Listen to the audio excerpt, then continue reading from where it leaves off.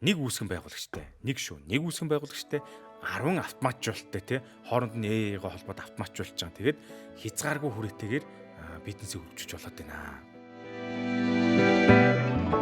За Эрдэнэтийн суваг тавтай морил. За тэгээд өнгөрсөн 7 хоногт бид нэр Higgsfield AI-ийн талаар ярилцсан байгаа. Та бүхэн санаж байвал зөндөө зураг үүсгэсэн. Тэгээд комментэр хүмүүс орж ирээд яг тэр зургийн тэр хэсгийн өгөгдөл буюу промптыг авъя гингүүд нь биш комментэр reply хийж тэрийг өгөөд байгаа. Тэр хүн өөрийнхөө зургийг яг тэрийг ашиглаад ганц хоёр одоо тий орчин өгөгдлийн өөрчлөл өөрийнхөө зургийг хийн гэсэн үг шүү дээ. За өнөөдөр ярих сэдв бол AI бол одоо шинэ үеийн алтны уурхай юмаа гэсэн сэдвээр ярих гэж байна. Алтны уурхай гэдэг чинь одоо бүүн болоод гинт юм олдоо тэгээд нэг хэсэг юм давлгаалдаг үеийг хэлж байна л да. Тэгээд хэрвээ чи AI ашигладаггүй бол аль хэдийн хоцорсон гэсэн одоо гарчигтайг одоо та бүхэн ажигласан баха. За тэгээд энэ талаар нэг жоохон товчхон мэдээлэл өгөхөнгөө яагаад хэрэглэх ёстой юм? Яагаад энэний цаана ямар хүмүүс баялжаад байна? Тэгээ энэ боломжийг ашиглаад жирийн хүмүүс ч гэсэн яаж мөнгөтэй болж байгаа талаараас нэг цухсгаан дурдъя гэж утсан юм. За тэгэхээр ч одоо дэлхийд даяар бол одоо тий хиймэл оюун ухааныг ашиглан одоо урд төжиж байгаагүйгээр одоо маш их хүмүүс одоо янз бүрийн зүйлсийг хийж байна. Бүр мангар жоох өчүүхэн одоо энэ промптыг хүртэл зараадж байгаа шиг тий энэ одоо бүр санаанд багтамгүй. Та бүхэн ажилд байгаарай. AI-тай холбоотой гарч байгаа бүхэл вебсайт болон одоо юу гэдэг тий холбоотой энэ төвлөрүүд бүгд ардаа domain AI гэсэн domain хийж байгаа. .com гэдэг domain-ыг бол баг ашиглахаа байчаад байна. Хинхэн л одоо юм л бол AI. Одоо баг Эрдэнэт AI гэж авах нь холгүй шүү дээ. Тэгэхээр энд нэг айгүй сонирхолтой мэдээлэл би олж харсан л та. За ингээд BBC-ийн сайт дээр байгаа тийм. Одоо энэ байна те. Карибын тэнгисийн жижигхэн арал веб домайныхаа ачаар хэрхэн одоо олон саяыг олж байна гэсэн юм гарчигтай нийтлэл BBC дээр гарсан байгаа байхгүй юу. Тэгээ энийг ингээд та хүн унших бол одоо энэ ингээд нэг гоё далайн хэрэг харагдаж байна. За доошлуулгууд энэ газрын зураг харагдаж байна. За энэ бол одоо Карибын тэнгист байрладаг бяцхан одоо Ангелия гэдэг нэртэй улс байгаамаа. Тэгээ энэ улсынхаа нэрийн ачаар ардталтаа domain гэдэг нэр авсан. Одоо улс болгон өөртөө ард Монгол ихч одоо Mongolia гээд MN гэсэн domainтай байгаа шүү дээ. Орос хэд одоо Russia, China хэд CN гээд яг тэрнтэй адилхан нэрнийхээ үгээр domain авч одоо энэ улсад таарсан нь AI гэсэн өргөтгөл ингээд таарч байгаа байхгүй. Энэ бол одоо Их Британи улсад харьяалагддаг далайн чамд оршдог юм арал байгаа. Та хүн газар зүйдээ харж байгаа тийм. Энэ Куб байна, Америк байна. Тэгээд энэ Карибын тэнгис тийм. Ингээд энэ улаан цэгч нь одоо энэ Ангелия гэдэг юм арлан өөртөө засах юм жижиггүй улс байгаа. Гэхдээ харьяал нь Их Британд идэг. За тэгээд сая энд нэг эрэгтэй ахын зураг гарсан. Энэ одоо хин гинөө Дармиш Шах гэдэг энэтхэг гаралтай технологийн юм бас л нэлийн том бизнесмен байгаа. Энэ болохоор чи гэдэг үгийн юу гэсэн үг шүү дээ. Англиар AI гэсэн веб хаягийг авахын тулд Английн улсад одоо $700,000 төлсөн байгаа бүр амар. Энэ тэгээ юу гэж нэхээр одоо сүүлийн 5 жилийн хугацаанд одоо энэ AI төгсгөлтэй энэ domain одоо веб хаягийн тоо 10 гаруй дахин нэмэгдэж одоо зөвхөн 1 сарын дотор 12 дахин өссөн гэдэг байгаа. Бүр толготой бүхэн л AI гэсэн domain авч байна да. За тэгээд энэ ердөө 1600 хүн амтай энэ Ангелиагээ даралч нь болохоор айгүй орлогын нь одоо тухайн бүс нутгийн орлогын гол үзүүр нь аялал жуулчлал гэдэг гэсэн юм байл та. Тэгсэн чинь одоо энэ аялал жуулчлалын орлогыг энэ AI domain-ийн орлого баг гүйцэж байгаа гэсэн үг. Ер нь бол жилдээ нэг 100 гаруй мянга гаруй зуулч авд юм байна л да. Тэгтээ энэ айгүй эрсдэлтэй аялал жуулчлал. Ягаад тэгэхээр тэр Карибын тэнгис чи хар шуурга далайн хар шуурга их болдог шүү дээ. Тэрнээс хамаарат зарим жил нь жуулчд айгүй бага ирдэг ч юм уу. Тиймэрхүү гоо. За тэгсэн чи эдний хийж байгаа 2024 онд одоо энэ Ангели гэдэг энэ улс маань domain нэрнийхээ борлуулалтаас $39 сая тэнцэх орлого олсон гэж байгаа. Тэгэхээр тухайн улсынхын жилдээ ордог орлогын нийт орлого нь 23% эзэлж байгаа чи юу гэсэн үг вэ? Хүү юу. Харин аялал жуулчлалын эзэлдэг хувь нь 37% гэсэн. Тэгэхээр баг ингэ зэрэгсэл ирж байгаа сте. 2022 онд 2020 он заяа ковид үеэр гэсэн үг шүү дээ. AI гэсэн domain өртөлтөй веб хаягийн тоо 50,000 байсан бол одоо 850,000 болсон байгаа. Бурхан минь. Тэгэхээр энэ AI-аар одоо боломжуудыг хүмүүс ашиглахаас гадна энэ жижигхэн Карибын тэнгисийн арал улс одоо яаж ашиглаж чадж байгааг би сая жишээгээр ярьлаа. Энэ бол айгүй том. Тэгтээ бас азтай ч юм уу тий. За сэдв рүүгээ буцаад оръё. За ингээд AI-г ашиглаж байгаа хүн болон одоо стартап эхлүүлээд юу гэдгийг те загвар сургаад ингээд баах юм хийгээд явах ямар ч тийм завж байхгүй хинж одоо сайн чадахгүй ч бас нэлийн мэдлэгтэй. Зүгээр л харин хүмүүс ихэнх нь одоо нийт хүмүүсийн 99% гэх юм уу яг AI-г юу гэж ашиглаж байгаа гэхээр өдөр тутмынхаа ажлыг хөнгөвчлөх гэж өмнөхөөсөө хэд дахин илүү хурдан хийх гэж л ашиглаад байгаа юм л да. Одоо жишээ нь одоо маркетингийн ажилтан санаа гаргах одоо PPT бэлдэх имэйл одоо бичих ч юм уу те энэ ажил дээр айгүй их уддаг байсан бол зөвхөн санаагаа л маш хурдан бичүүлдэг болсон. Тэгэл асар олон имэйл бичиж чадна маш гоё одоо үхтэй юу гэдэг те. Тэгээд Ер нь ChatGPT-г ашиглаад өстө хамаг юм а л хийж байна. Одоо Америкт бол одоо юу гэдэг тий татвараа бодуулчих жоох шиг. Гэхдээ нэг зүйлийг та бүхэн анхаараарай. Энэ нийт түрүүний хэлсэн 99 нийт хүмүүсийн 90% нь AI-г өдөр тутмын ажилд хэрэглэж одоо хурдган болгож байгаа 8 цагийн ажлыг одоо 2 цагт дуусгадаг гэж байна шүү дээ тий. Нийт хүмүүсийн 99% нь зөвхөн бүтээмжээ дээшлүүлж байгаа гэж ойлгоорой. Энэ бол AI-ийн өгж байгаа хүмүүст өгж байгаа боломжтой цэвэр бүтээмж байгаа. Одоо ингээд new economy буюу шинэ эдийн засагт бол юу болж байгаа нэхэр өөрийнхөө позишн ажлыг хадгалж үлдэхин тулд заашгүй ямар нэгэн AI түүлсийг одоо ашиглаж сурдаг болох хэрэгтэй болоод байгаа. Чи өнгөрсөн жилийнхээ буюу өчигдрийнхөө арга барилаар ажиллах юм бол аль хэдийн хоцорчихсон гэсэн үг. Заавал одоо янз бүрийн энэ AI-тай холбоотой нэг юм сурах гэдэг шүү дээ. Ядчил одоо prompt бичиж сурах хэрэгтэй болж байгаа.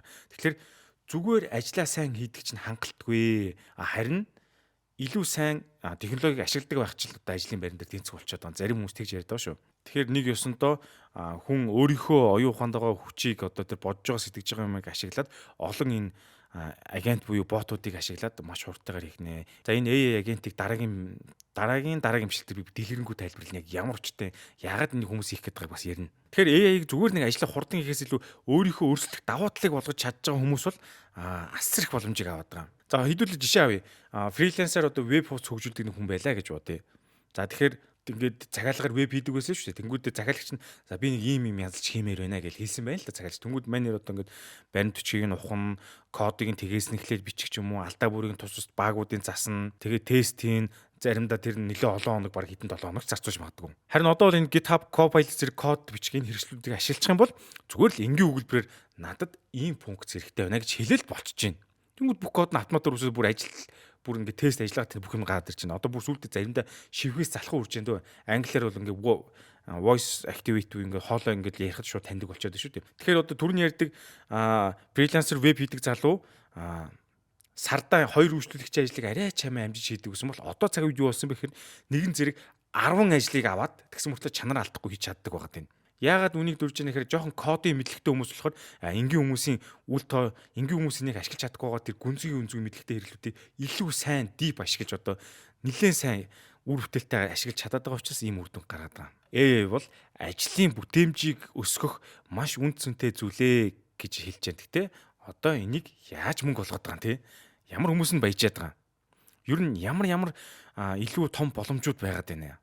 Тэрийг бүгдээр бас ярилцъя гэж бодлоо. Ганц хүнээс маш өндөр үнэлгээтэй том юм стартап одоо том корпорац хүртэл томрох боломжтой болоод байна л да. Түрүү өмнөх видеон дээр Higgsfield-ийг би ярьжсэн шүү дээ. 8 сая доллараар ихэж бүтсэн мөртлөө одоо 800 сая үнэлгээтэй төгсөж явж байгаа гэдэг ч юм уу тийм. Гаднаас харахад ганц л хүн байгаа. Одоо чинь би Эрдэнэтр гэдэг ч юм уу. Тэгсэн мөртлөө цаанаа тэр AI-ийн маш олон 10 хэдэн зэрэг төлсүүдийг ашигласнараа тэр төлүүд нь эргээд тэр ганц хүнтэй яг өөрийнх нь ажилтны юм шиг одоо зүтгэж байгаа ч юм уу. Тийм одоо зүгүүрл гарч иж байна л да. Тэгэхээр энэний дараагийн имчилгээр би AI-ыг бол одоо generative AI болон predictive AI гэдгийг хооронд нь ялгаж салгаад бас энэ чинь дотор олон сална шүү дээ. Энийг бас гоё тайлбарлаж өгнө. За одоо фитнесийн коучор одоо жишээ авъя л да хамгийн ойрхон жишээ байна. Тэгэхээр AI байхгүй хэдэн жилийн өмнө яаж ажилтдаг байсан бэ талаар үзээ л да. Тэгэх юм бол манер одоо ингээд жишээ нь 10-аад үйлчлүүлэгчтэй байсан гэж цааны одоо өөрөөр нь үйлчлүүлдэг. Тэгээд тэр хүмүүсийн цаг авах захиалга ч юм уу, имэйлд нь нутгийн дуудлагч ч юм уу бүгдэнд нь өөрөө хариулна нэгт. Бүгдэнд нь тайлан бичин. За ийм болсон байна нөгөө хүнтэйгээ нэгүршлэн харилцана. За тэгээ шинэ үйлчлүүлэгч бүрийг одоо нэг бүрчлэн одоо бүртгэж авах нь шүү дээ. Юу гэдэг утас мессеж хэрэг ч юм уу тийм. За одоо харахаар AI-ыг юу гэж ашиглаж байгаа нэхэр одоо энэ фитнесийн коучноор хамгийн их гадаад ашиглаж байгаа жишээ нь болохоор AI-аараа яг тухайн хувь хүний онцлогтод харуулад имэйл бичүүлчихин. За энэ хүн нэг ийм ирхэн шүү, жингийн хувьд ийм шүү гүтэн тэр хүнд харуулад та хоолундаа ингээд тэрийг нь баг ерөнхий өгчгөл тэр бүгдийн деталь яг тэр хүн зөрөөс юм шиг мэйл бичнэ. За тэгээд контент их бүхрүүтэн календарчлалыг гаргаад өгчин. Та ингэж дасгалын ийм контент ингэ өөрийгөө сурчлах одоо маркетингийн хэрэгсэл болгоод байна шүү дээ. Өөрийнхөө харилцдаг хүмүүст зориулаад мэйл хаягаар нь ньюслетер гаргах чинь. Ньюслетер нь одоо тогтмол үздэг хүмүүс нь гараач юм тий. Харилцагч улам л илүү олон болгоод байна гэсэн үг шүү дээ. Тэгэл урт нэг ийм видео ингэж биччихэл тэрийг AI-аар англи хэл дээр бол тэрийг автоматар танаад гаталчдаг програмууд бол зөндөө гарч шүү дээ. Хэрэгтэйсэн гаталдаг. Тэгээд босоо формат бол бүх өөрийнх нь автоматар сошиал медиа руу бүгдийг нь автоматар зэрэг пост хийдэг ч юм уу цаг хоногийн хугацаатай. Ийм одоо хүний цаг юмсан бүх зүйлүүд гарч байгаа. За Монгол дээр бол жоохон хожууд дутагдaltaй юмнууд байгаа.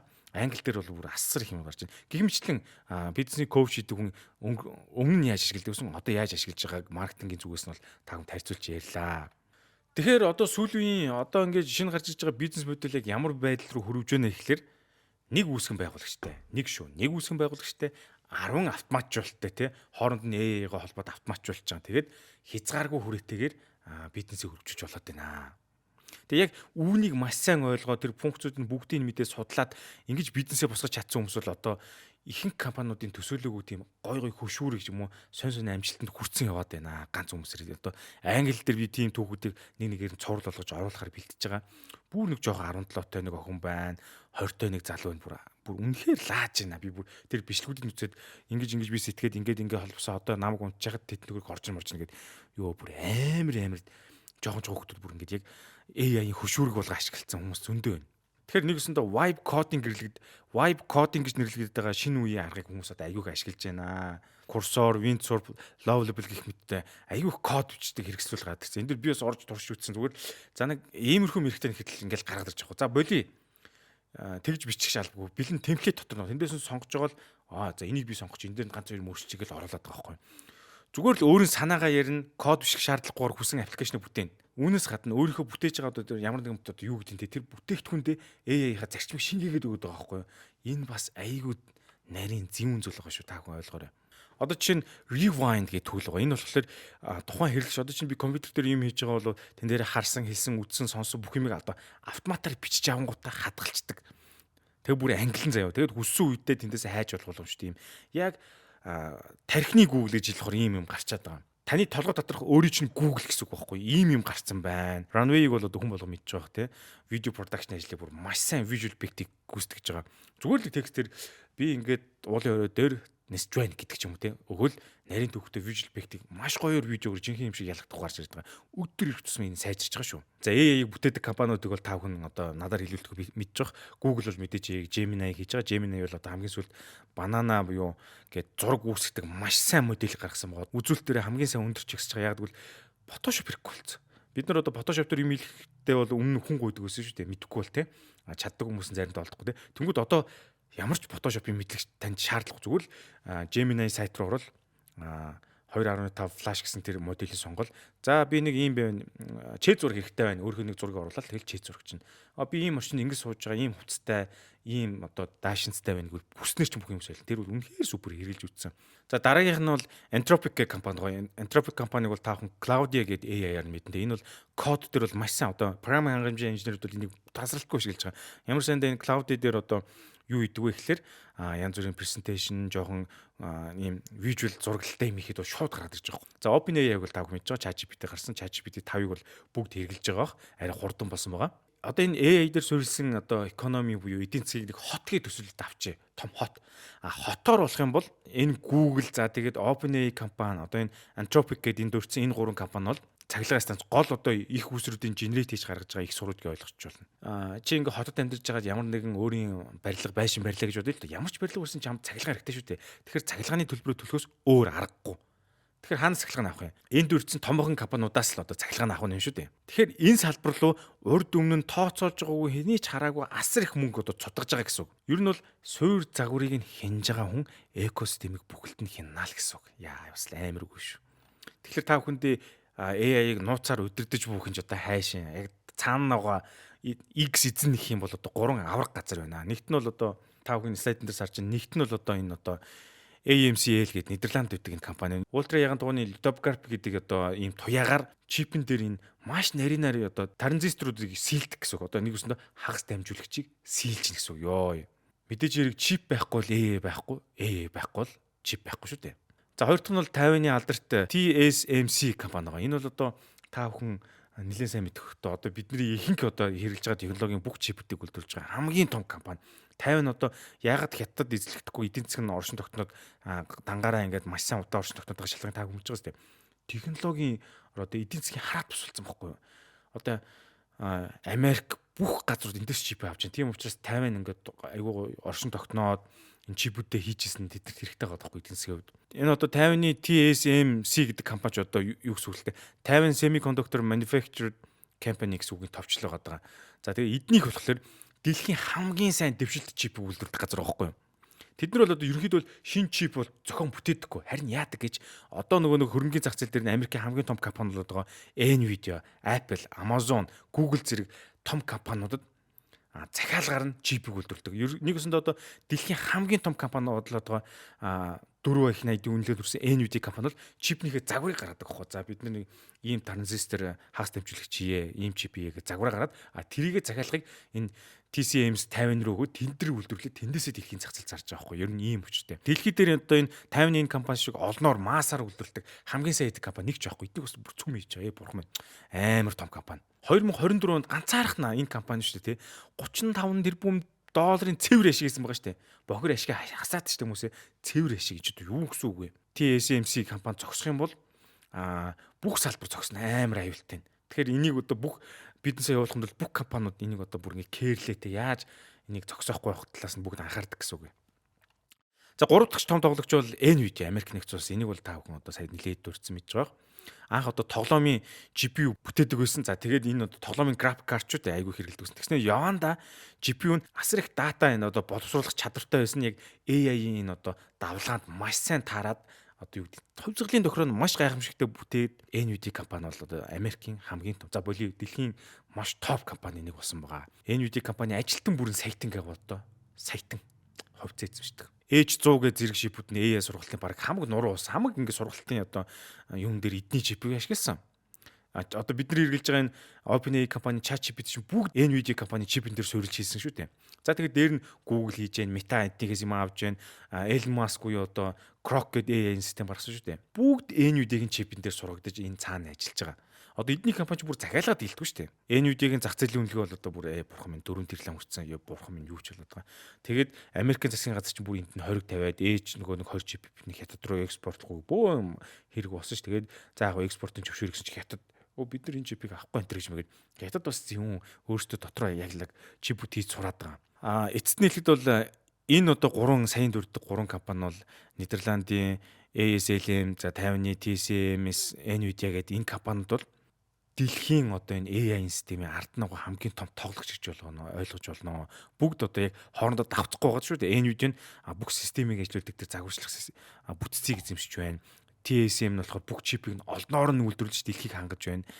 Нөгөө Нидерландын компани ASM л болохоор гэрлэр чипс хийлдэг ч юм уу тийм. Бүтээтгүүн нэгээд эдгээр бүгд хоорондоо холбоотой. AI-ийн давлгаа энэ 90 үед л жинхэнэ алт ухаж байгаа хүмүүс нь саяын дүрцсэн энэ компаниуд л байгаа. Нөгөө ухаад гарсан алтан дээрээс нь жоохон ингээд зах цугаас нь хэмэлж байгаа хүмүүс бол одоо энэ төлөвлөдийг ашиглаж жижиг юм хийж байгаа хүмүүсээ гэсэн. Зүгээр л ямар нэгэн байдлаар AI-ийн холбогдлолтой сургалт гэхэл хичнээн мянган сургалт шүү дээ. За тэгэхээр AI-ийн энэ одоо шуургал хүмүүсийг ингэж баяжуулж байна. Ганц компани биш, компанид ажиллаж байгаа хэдэн зуун хүмүүсийг баяжуулж байгаа. Тэгэхээр та хүнийг юм болохоор цаг үе маш хурдтайгаар өөрчлөгдөж байна шүү. Унтаал босоод ирэх чинь өглөө нэг юм өөрчлөгдсөн байна. Би одоо AI-ийн холбоотой ньюсүүдийг бүр дийлэхгүй шүү. Унтаал босоод ирэхэд нэг юм өөрчлөгдсөн. Нэг апдейт гарцсан. Миний хэрэглэжсэн өчигдрийн тэр вебсайтын зарим төлөвүүд нь хоцрогдсон, модулууд нь хоцрогдсон. Дахиад шинэ юм сургаас урахгүй болоод би ингээд бүр тарих задрахч шүү дээ.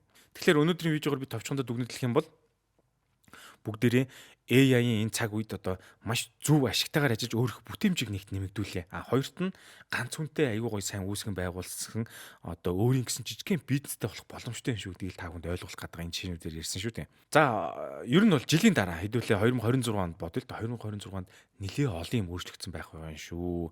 Бүх юм нэлээ ондоо болцсон. Одоо контент үйлдвэрлэлийн салбар ч гэсэн асар хурдтайгаар өөрчлөгдөж байна. За дараагийн видео дээр Generative AI болон Predictive AI хоёрын ялгааг маш гоёор тайлбарлаж өгнө. Тэр болтол лайк болон subscribe дараад хүлээгээ суужгаарай. Баатрийн болонтой хамт байгаарай. Ер нь бол маш хэрэгтэй мэдээллүүдийг өөрийнхөө ухаж судалж байгаа юмдаг та бүхэндээ байн хуваалцах болно шүү. Хамт байгаарай.